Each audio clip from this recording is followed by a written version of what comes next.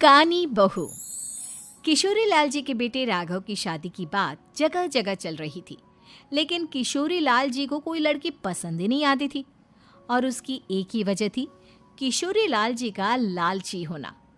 उनको लड़की वालों से मोटा दहेज चाहिए था और इसी चक्कर में एक दिन वो एक बहुत पैसे वाले के घर अपने बेटे का रिश्ता लेकर पहुंचे। उस आदमी का नाम था ओम प्रकाश। देखिए किशोरी लाल जी, मेरी एक ही बेटी है और मेरी सारी संपत्ति जायदाद सब कुछ मेरी बेटी नैना का ही है। पापा, नाम से लगता है बहुत खूबसूरत होगी। कितना अच्छा नाम है ना, नैना। ओ, वैसे बात तो सही है आपकी। अब इतना पैसा है, जमीन जायदाद है, इकलौती बेटी, आप भी क्या करेंगे? सब कुछ उसे ही देंगे ना। बिल्कुल ठीक पहचाना आपने। बस बेटी की शादी और सारी जायदाद उसके नाम। पापा, बिना देखे हाँ कर दीजिए ना। इतना अच्छा रिश्ता फिर कहाँ मिलेगा? माला माल हो जाएंगे हम। मैं अपनी बेटी को बुलाता हूँ। अरे नहीं नहीं नहीं नहीं, आपकी बेटी का नाम नैना है, सुनकर ही लगता है बहुत सुंदर होगी। रहने दीजिए अंकल, मैं तो आपकी बेटी के नाम से ही इतना खुश हो गया हूँ कि उसे बिना देखे शादी करने को तैयार हूँ। अब तो मैं उसका चेहरा सीधे शादी के बाद ही देखूंगा। और इस तरह राघव नैना का चेहरा नहीं देखता और उससे शादी कर लेता है। शादी के बाद अपनी सुहाग रात पर जब राघव नैना का घूंघट उठाकर देखता है तो नैना की आंखें बंद थी। कितनी खूबसूरत हो तुम नैना, जरा अपनी आंखें खोलकर मेरी तरफ देखो तो सही। नहीं, मुझे शर्म आती है। अरे, मैंने तुम्हें शादी से पहले भी नहीं देखा, और अब अगर तुम आंखें खोलकर मुझे देखोगी भी नहीं तो मुझे अच्छा कैसे लगेगा? इससे पहले कि नैना अपनी आंखें खोलकर राघव की तरफ देखती, अचानक से लाइट चली गई और राघव नैना को पूरी तरह से देख भी नहीं पाया। अगली सुबह नैना राघव के लिए नाश्ता बनाकर लेकर आई। अरे ये क्या, आधा पराठा सीका हुआ है और आधा बिल्कुल कच्चा। ये तुमने क्या किया नैना? बहू, तुमने क्या आधा पराठा तवे से नीचे लटका कर रखा था, जो आधा सिका है और आधा कच्चा? मुझे जितना दिखेगा उतना ही तो सीखूंगी ना पापा जी। जहाँ जहाँ मुझे नजर आ रहा था वहाँ मैंने सीख लिया, जहाँ जहाँ नहीं दिखा वहाँ कच्चा रह गया होगा। इसका क्या मतलब है? ये कैसा मजाक कर रही है तुम? अरे बहू, तुमने इतना लंबा घूंघट क्यों लगाया हुआ है? देखो, हमारे घर में बहुओं को बेटी की तरह रखा जाता है, और फिर तुम तो इतना सारा माल लेकर आई हो। देखो, ये घूंघट डालकर रखने की कोई ज़रूरत नहीं है। हाँ नैना, पापा जी ठीक कह रहे हैं, तुम तो आराम से रहो, अपना ही घर समझो। नैना अचानक से अपना घूंघट उठा लेती है। अरे ये क्या पापा, नैना की तो एक आंख फूटी हुई है। नाम से नैना, लेकिन ये तो कानी बहू निकली। मेरे साथ धोखा हुआ है, धोखा। बिना दिखाए अपनी कानी लड़की मेरे संग ब्याह दी। मुझे कानी बीवी नहीं चाहिए। मुझे अभी ओम प्रकाश जी से बात करनी पड़ेगी।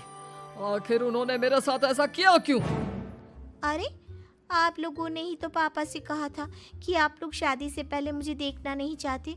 अब मेरे पापा पर क्यों इल्जाम लगा रहे हैं? अरे लेकिन उन्हें बताना तो चाहिए था ना कि तुम कानी हो, एक आंख से तुम्हें दिखाई नहीं देता। किशोरी लाल और राघव नाराज होकर ओम प्रकाश को अपने घर बुलाते हैं। पापा जी, ये आपने क्या किया? शादी से पहले बताया क्यों नहीं कि नैना की आंखों में परेशानी है? अरे, आप ही ने तो लड़की देखने से मना कर दिया था। अरे लेकिन आप बता तो सकते थे। आपको तो हमारी बेटी की प्रॉपर्टी चाहिए थी, वो भी पूरी की पूरी। अब क्या हुआ अगर उसे आधा दिखाई देता है? प्रॉपर्टी तो आपको पूरी मिल गई ना। अरे ये क्या बात हुई? मेरी शादी प्रॉपर्टी से नहीं, आपकी बेटी से हुई है। अब ये तो पहले सोचना चाहिए था, तब तो मेरी प्रॉपर्टी देखकर तुम्हारी जुबान लप लपा रही थी। लेकिन मैं कानी लड़की को अपनी बीवी बनाकर नहीं रख सकता। पापा, कुछ करिए ना आप। हाँ, करता हूँ। देखिए ओम प्रकाश जी, आप हमारे साथ ऐसा नहीं कर सकते। और तुम देखो, अगर तुमने मेरी बेटी से शादी तोड़ी ना, तो जो भी प्रॉपर्टी मैंने तुम्हें दी है वो तो पूरी की पूरी वापस ले ही लूँगा, और आधी प्रॉपर्टी तुम्हारी भी लूँगा। अरे मेरी आधी प्रॉपर्टी भला क्यों लेंगे आप? इसलिए क्योंकि मेरी बेटी को आधा नज़र आता है और उसकी नज़र अभी तक तुम्हारी आधी जायदाद पर ही पड़ी है। अब तुम उसे घर से निकालोगे तो कुछ तो लेकर जाएगी ना।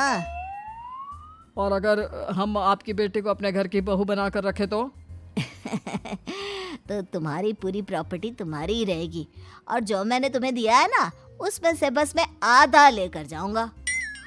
अरे लेकिन अब आप अपनी दी हुई प्रॉपर्टी में से आधी वापस क्यों लेकर जाएंगे? अगर मैं आपकी बेटी को अपनी पत्नी बनाकर रखने को तैयार हूं तो?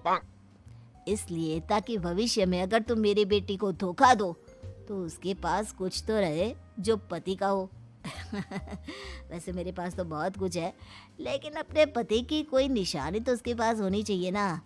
अब अगर तुमने मेरी बेटी को कानी कहा तो तुम्हें प्रॉपर्टी भी कानी ही मिलेगी, पूरी नहीं। जमाए राजा। किशोरी लाल और राघव समझ चुके थे कि वो बुरी तरह फंस चुके हैं और अब उनके पास वहां से निकलने का कोई चारा नहीं है। अब समझ में आया ना, लालच बुरी बला होती है। एक तो तुम्हें प्रॉपर्टी मिली, ऊपर से बीवी मिली, उसमें तुम्हें नखरे भी दिखाने हैं। आए बड़े, चुपचाप बैठो दोनों। कुछ दिनों के बाद नैना राघव की कार लेकर बाजार घूमने निकलती है और जब कार लेकर वापस आती है, ये क्या? एक तरफ से मेरी गाड़ी पूरी खराब हो चुकी है। लगता है तुमने मेरी गाड़ी को किसी दूसरी गाड़ी के साथ एक्सीडेंट किया है। अरे अरे कितना बड़ा नुकसान कर दिया तुमने बहू। वो क्या है ना पापा जी, मुझे एक आंख से दिखाई नहीं दे रहा था, सामने से गाड़ी आ रही थी। मुझे तो सिर्फ आधा ही दिखाई दिया और वो गाड़ी मेरी कार से रगड़ते हुए निकल गई। अब मैं क्या करूं बताओ? आप इसे ठीक कराने के पैसे कौन देगा? तुम्हारे पापा। तुमने मुझसे इस तरह से बात की? अभी रुको। नैना राघव की शिकायत ओम प्रकाश को कर देती है। देखो राघव, अब जो मेरी आधी प्रॉपर्टी तुम्हारे पास थी ना, उसमें से आधी और मैं लेकर जाऊंगा, क्योंकि तुमने मेरी बेटी को डांटा। अरे नहीं नहीं पापा जी, गलती हो गई, माफ कर दो। गलती की तो कोई गुंजाइश ही नहीं। अगली बार मेरी बेटी को डांटा तो बची हुई आधी में से आधी और ले जाऊंगा। लालच के चक्कर में हम दोनों ने बहुत बड़ी गलती कर दी बेटा। एक तो तुम्हें कानी बहू मिली और ऊपर से जो माल मिला वो भी काना। इस तरह राघव की हर एक गलती पर ओम प्रकाश उसकी प्रॉपर्टी का आधा आधा हिस्सा लेकर अपना सारा माल वापस ले गया और राघव को कानी बीवी से काम चलाना पड़ा। भाई लालच वाकई में बुरी बला है।